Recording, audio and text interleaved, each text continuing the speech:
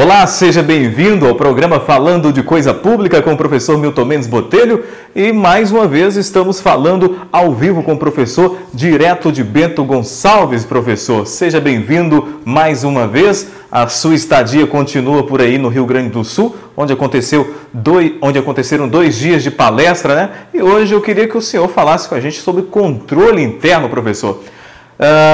Qual que é a importância do parecer do órgão de controle interno na administração, na prestação de contas anual do município? O relatório de prestação de contas emitido pelo órgão de controle interno tem força de parecer de auditoria, e já sabemos, né? E esse parecer do órgão central de controle interno, ele deve ser emitido e deve acompanhar a prestação de conta anual do gestor.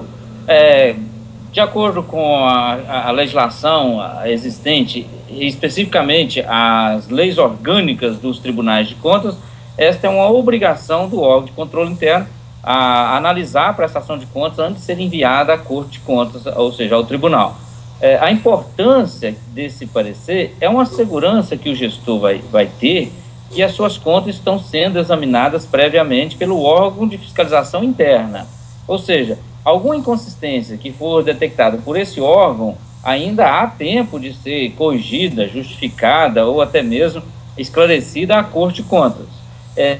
E aí, então, para que o órgão de controle interno tenha condições de emitir um parecer com fundamentação, ou seja, um parecer que seja realmente confiável, ou seja, que sirva de parâmetro para a análise das contas por parte do tribunal, o órgão de controle interno deve estar exercendo esse papel durante todo o exercício, ou seja, acompanhar os movimentos contábeis mês a mês, em especial a aplicação de recursos vinculados, a separação de fontes de recursos, o atingimento das metas fiscais, atingimento dos programas constantes do plano plurianual, gasto com educação, gasto com saúde, recursos como o Fundeb.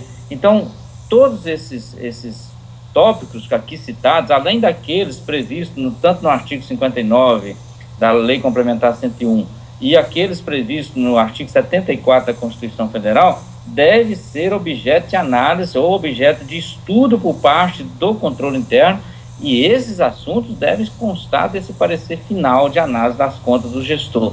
Lembrando que isso não é coisa nova. Isso é coisa nova. Só para entender, professor, o controlador interno ele deve fazer esse trabalho dia a dia, né, mês a mês, para não deixar tudo para a última hora, até porque a última hora pode até complicar nesse parecer, não é verdade? Sim. O meu livro sobre controle interno, ele orienta o seguinte, que o controle interno deve normatizar todos os procedimentos de controle dentro do órgão. A partir da normatização, ele vai acompanhar a execução desses procedimentos. Então, a regra é que o controle interno acompanha todos os atos praticados pela administração de forma concomitante, ou seja, de forma regular, para que no final do exercício, ou seja, quando for gerada a prestação de contas, esse relatório esteja praticamente pronto, essa análise já está praticamente pronta. Então, diante dessa análise dos atos contábeis praticados, ou dos atos da administração, ele vai emitir seu parecer. E é óbvio, a intenção do controle interno não é falar as contas vão ser rejeitadas ou as contas estão regulares. A finalidade do parecer é atestar a legalidade das contas, atestar, mais uma vez eu digo, atestar a legalidade dos atos praticados pela administração pública. Então, para o gestor, esse relatório de final de exercício, ou seja, o relatório que vai acompanhar a prestação de contas do gestor, ele é de extrema importância, que vai trazer segurança para o gestor, e ele é indispensável. E a Corte de Contas, em especial a Corte de Contas de Minas Gerais, já está emitindo parecer prévio pela rejeição das contas quando verificada a ausência de um relatório de controle interno confiável. Então é por aí que nós podemos medir a importância desse parecer conclusivo de final de exercício que acompanha as contas do gestor. E esse parecer, existe uma data definida para que ele esteja pronto, ou pode ser no início de janeiro ou no final de dezembro? Como é que funciona? As contas do gestor devem ser apresentadas à Corte de Contas até 30 de março. Então, a partir do encerramento do exercício, a qualquer momento esse parecer pode ser emitido, desde que tenha as informações já necessárias para que ele possa ser emitido de forma confiável. Então, a qualquer momento ele pode ser emitido a partir do encerramento do exercício. Mas a data limite é março.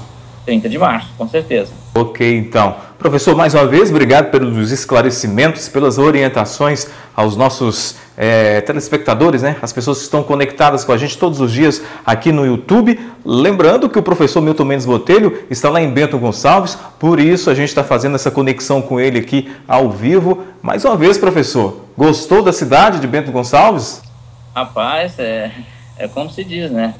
Se a gente não tivesse outras atividades, aqui seria um excelente lugar para morar, né? A oportunidade de estar numa cidade bem estruturada, um clima maravilhoso, né? E sem contar as opções de vinhos, né, que nós temos por aqui para degustar. A comida, a culinária aqui é fantástica. Então, aqui é um clima europeu. Italianos, né, predominam aqui, alemães. Então, a gente está se sentindo aqui um europeu nesse momento. Então, mas, como se diz, o Brasil é um país muito grande, tem muitos lugares maravilhosos para a gente ainda visitar. Cheio de riquezas culturais no nosso Brasil. Professor, um abraço, mais uma vez, a gente volta a se encontrar no próximo programa falando de coisa pública. E você aí de casa, você que está conectado conosco todos os dias, você pode assinar o nosso canal no YouTube. É só clicar no link aqui embaixo e todos os dias você recebe as novidades de nossos programas no seu e-mail. Um abraço, até o próximo programa.